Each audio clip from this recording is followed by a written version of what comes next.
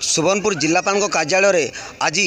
लक्षेघर गंडा समाज सभापति कौन अभियोग कर आसी कौन अभियोग नहीं आसी आमे आमर समाज प्रति गंडा समाज प्रति घृणा भाव कले सवर्ण बाले से भी गोटे से कपासीरा पंचायतर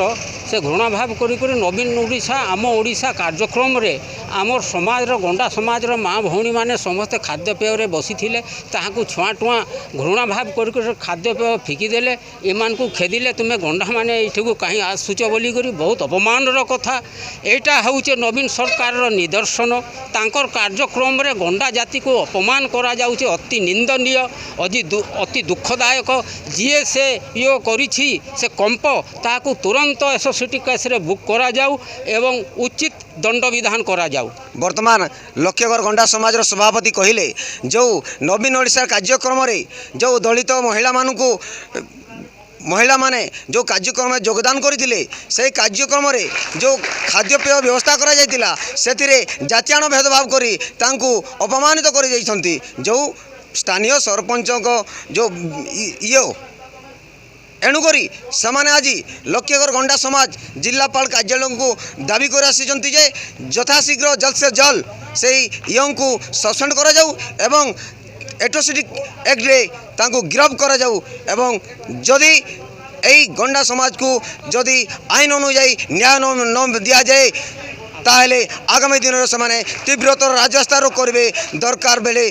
जिलापाल ऑफिस घेराव करेंगे देखिनु आउसरमुड़ा गाँ तो लच्छीपुर पंचायत के शिव मंदिर भोजी दौली सेठानु घोड़े बसलु उठेदेली गंडा जाति को खावा के नहीं दऊँ बोली अवश्य बहुत घृणा होता से जगह जसना मेहर आमके उठेला CRP प्रभासिनी तांडी और MB के अस्मिता मेहर अमृता मेहर आमे न्याय मिलू बोली सस्पेंड हो चाकरी एबे प्रशासन सब बेले कहसी जनता आमर ऑनरेबल चीफ मिनिस्टर कहसन law will take it own course एटा गोटे डायलॉग अच्छे सेंदा प्रशासन गोटे डायलॉग सब बेले रही जे आईन अनुजाई प्रावधान अनुजाई आम पालन करमु कि एक्शन नेमु स्टेप नेमु बोलिक आज भी से चिराचरित कथा सुनवा के मिलला मैडम कहले अरेस्ट करवार कथा कहला मैडम कहले सारा पुलिस काम पुलिस जानवा निलंबन कथा आम सर्विस कोड ऑफ कंडक्ट के देखमु जदि प्रोविजन अच्छे बोले आम निलंबित करमु इने प्रश्न उठुचे जे 20 दिन तो कि प्रशासन काଣା करूछन गोटे जातिवाद करा होचे गोटे शेड्यूल कास्ट कम्युनिटी लोक मान को जेन लोक मैंने ई देश ई राज्य रे 1 कोटी अच्छन से अपमानित करा होचे पब्लिक प्लेस रे सरकारी कार्यक्रम रे ओडिशा सरकार कार्यक्रम रे अपमानित करा होचे गोटे सरकारी ऑफिसर द्वारा सेना वीडियो उपस्थित थिले सेना सब कलेक्टर उपस्थित थिले सेना सरकार तांकर एजेंट गुड़ाक सरकारी मेसनारी उपस्थित थिले किंतु से जगह रे हमर लोक मान के घृणा करा जाउचे आर जेनटा संविधान रे धारा 17 रे लिखा हिचे अबलिशन ऑफ अनटचेबिलिटी से अनटचेबिलिटी के छुआ छूत के प्रैक्टिस करा जाई करी हमर लोक के अन जगह रे खाना दिया होचे सेरा के हम दृढ़ निंदा करूछु विरोध करुचु और आगामी दिन रे जदि जिलापाल और SP सोनपुर